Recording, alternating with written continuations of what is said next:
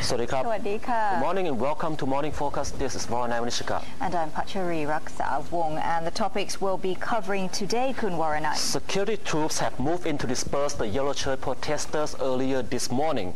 Also, Bale UDD leaders received a present from Thaksin. You know what? And inside the gift box could be freedom. However, you can't open it until after the election because you don't know what's going to happen. Well, you'll tell us more later on in the program. And on top of that, controversial second report on the death of the Japanese Reuters cameraman has been released, and that's shifting the blame from soldiers to the mysterious black men, or men in black rather. Mysterious black men. Men in black. Men in black. Men in black, please. And it's not Will Smith. It's not Will Smith. It's not Will Smith. Puea Thai is also set to grill 10 government ministers. And we also have the latest move from the Thai-Cambodian border, or this plus the cartoon after the break.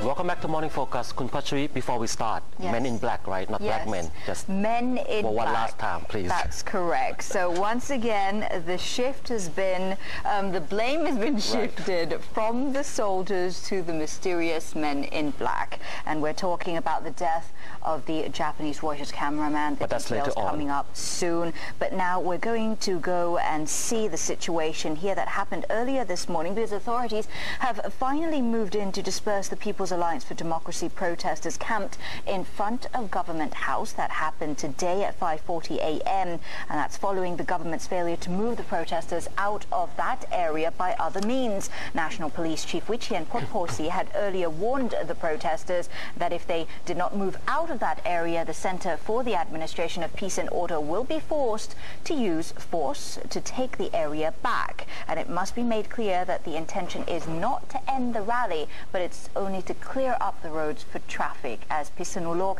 and other roads around Government House have been blocked for weeks now. Kun Varanai. The authorities' message: you may protest, just don't block traffic. About 400 police has been deployed for the task and has successfully taken back parts of the protest site.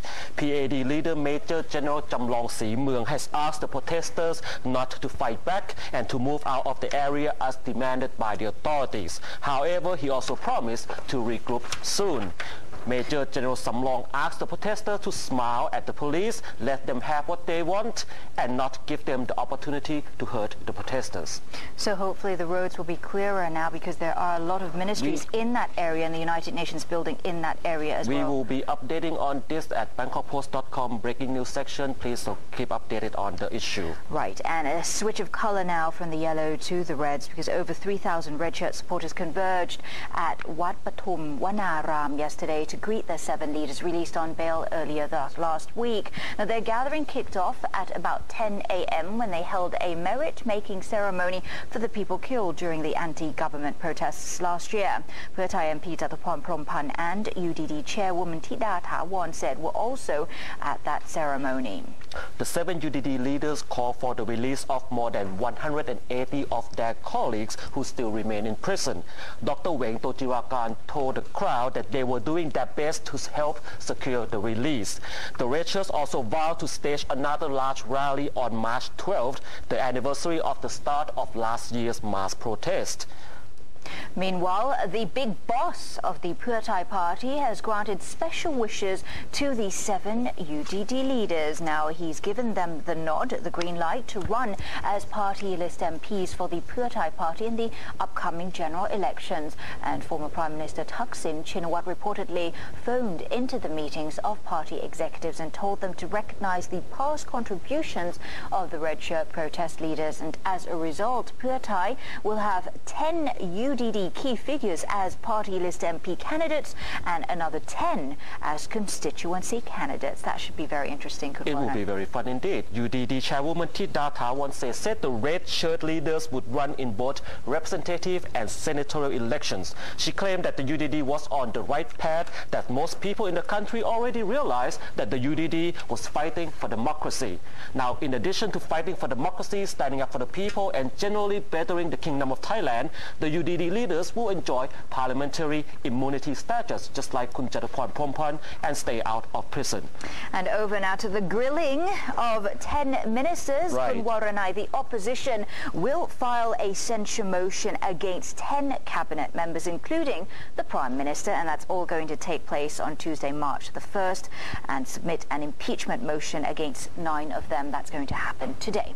Puea Thai Party list MP Min Kwan Sang Suwan, the head of the censure debate team, said that he has gotten 30 team members ready, including Puea Thai MP Chairman Chalerm Yu Bumrung, to grill the government. Right. Who may those 10 be, of course? There you see the graphic on the TV. The first 5 are, of course, Democrat MPs and the Prime Minister. The bottom 5 are, of course, from Puea Thai Party. Now, Prime Minister Pisit would most likely be grilled on his nationality, the crackdown on the protests, Deputy Prime Minister Suthep Thaksin, of course, the crackdown, the palm oil business, and probably 1,000 other things. Yes. And moving down the list, we also have Chawarat Chanvirakul, the Interim Minister, and Transport Minister Sopon Saram. Those two would probably be grilled very hard on the issue. Now, Kun Min Kwan has asked House Speaker Chai Chit-chop for 5 days of grilling. Now, that would be the longest ever. Kun Chai, of course, said no, it cannot take that long. 2 days, 3 days maximum. Right. But, you know, if you We'll see how it all goes. If you throw out all the insults, if you cut out all the shoe throwing, probably take half a day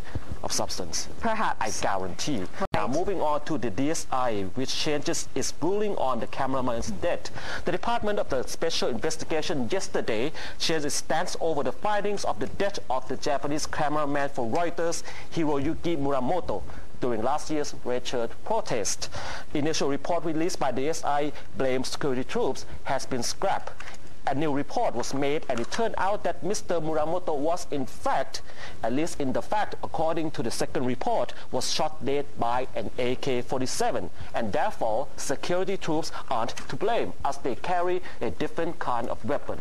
An army source said the military was not satisfied with the first conclusion and assigned Army Chief of Staff Dapong Ratana Suwan to meet the DSI Chief Tharit Pendit about 2 weeks ago, which influenced the DSI to change it. Now, DSI Chief Tharit Pendit stood by the latest report, saying that it was based on scientific and forensic findings, and denied meeting the Army Chief of Staff. DSI Chief said that the DSI has the record of the Army's distribution of weapons on April the 10th of last year, and there were no indications that AK-47s were distributed, and there are no pictures of security troops carrying an AK-47 at all. The Army backed the latest findings, saying that troops only used US-made M16 and Israel-made Tabor rifles. Now, that's the second report. However, the earlier report concluded that Mr. Muramoto was shot with 2 bullets at high velocity. Now, one is shot in the head and the other is in the heart. And given the pattern of the gun wounds, it was believed that he was shot dead by a sniper, and usually Thai snipers use M16 rifle, not AK-47. However, the earlier report did not conclude exactly which type of weapon was used in the killing of Mr. Muramoto.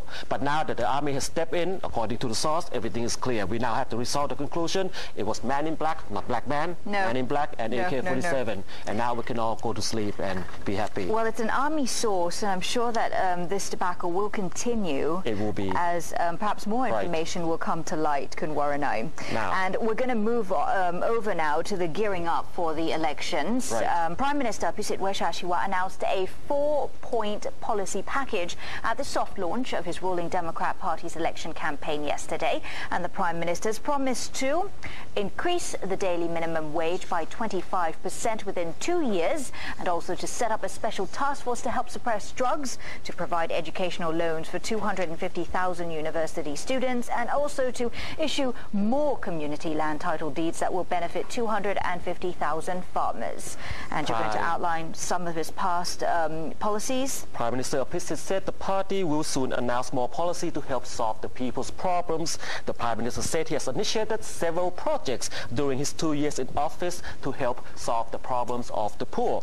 Among them were the registration of motorcycle taxi drivers to provide them with social welfare, and the increase of the salary for government officials that will come into force in April. What does the opposition have to say about this, Kun Pachari? They always have a lot to say.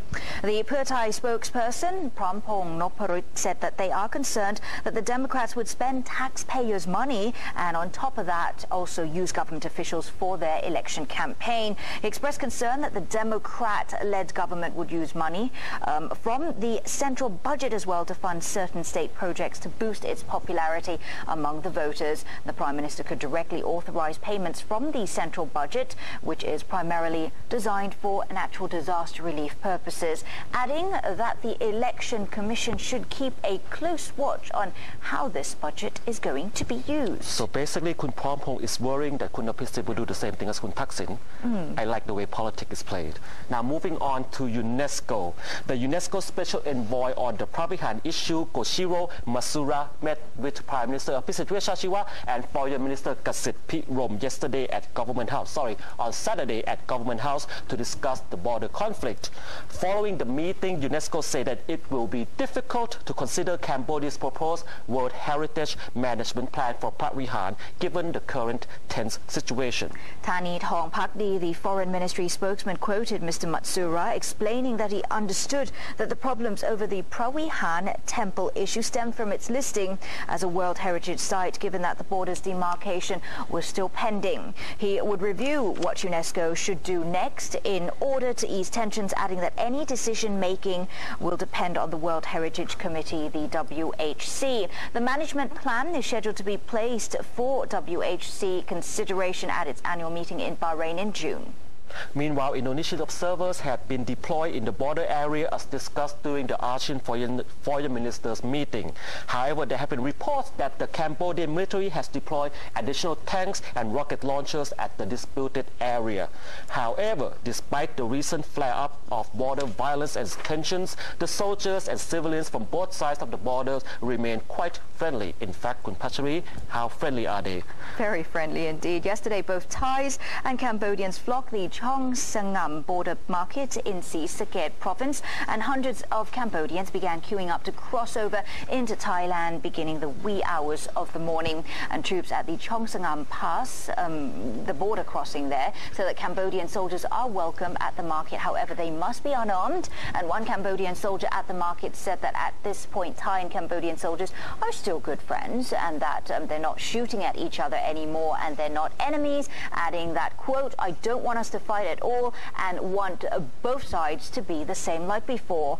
That young Cambodian soldier said to a friend who could also speak Thai, Kun Waranai. And it's so friendly there that they've actually been enjoying certain activities. Now, when they are not fighting, this is what they do. They use other things to fight in their Cockfighting tournaments, that's what we do in the border. The cockfighting ring at Chongsanam Market only resumed activities yesterday after a long pause due to the previous skirmishes between the troops. Many Cambodian soldiers were reported to have come over and enjoyed cockfighting and gambling with the Thais, as they used to do before the border flare-up. So let's stop with the rifle fighting and get back to the cockfighting. That's what we say. Cockfighting instead. All right, let's wrap things up now with a cartoon coming from Kom Chud, luek. The first man is speaking to his friend and says UDD leaders are running for MP seats in the next general election. And the second man asks to continue their fighting in Parliament. The first man said no, not that, but it's to use parliamentary immunity as an excuse to stay out of jail. And we laugh and laugh and laugh and laugh. And that's the end of our program this morning. Thank you for joining us.